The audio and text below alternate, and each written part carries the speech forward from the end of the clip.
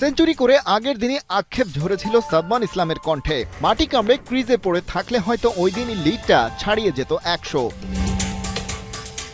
কিন্তু যারা tiger cricket টুকটাক ফলো করেন তাদের ভালোই জানা, ফার্স্ট ইনিংসে সেভাবে এখন রানই তুলতে পারছে না বাংলাদেশ। চট্টগ্রামের মাঠে তো আরও না। সবশেষ সাগরিকার এই মাঠে এমনটা হয়েছিল সেই 2021 সালের ফেব্রুয়ারিতে ওয়েস্ট ইন্ডিজের বিপক্ষে। তাই জিম্বাবুয়ের সাথে 7 উইকেট হারিয়ে ফেলার পর টোটাল লিড 100 পেরোবে কিনা সেটা নিয়েই জেগেছিল ঘোরতর সন্দেহ।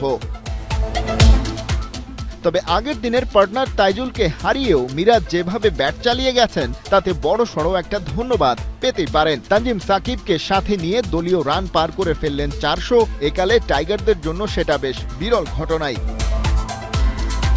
কারণ টেস্ট ক্রিকেটে সবশেষ প্রথম ইনিংসে বাংলাদেশ 400+ রানের ইনিংস খেলেছিল সেই 2021 সালে এই জিম্বাবুয়ের বিপক্ষেই হারারের মাঠে। ম্যাচটা টাইগাররা জিতে নিয়েছিল 220 রানে।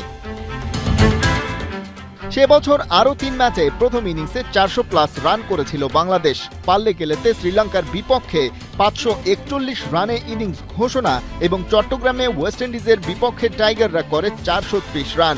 এক বছরে এমন সর্বোচ্চ 3 বার প্রথম ইনিংসে 400+ রানের নজির বাংলাদেশের আছে, আর মাত্র একবার, সেটা 2018 সালে মিরপুরে ওয়েস্ট ইন্ডিজের বিপক্ষে 508, একই মাঠে জিম্বাবুয়ের সাথে 522 রানে ইনিংস ডিক্লেয়ার, আর চট্টগ্রামে লঙ্কানদের বিপক্ষে ছিল 513 রানের প্রথম ইনিংস।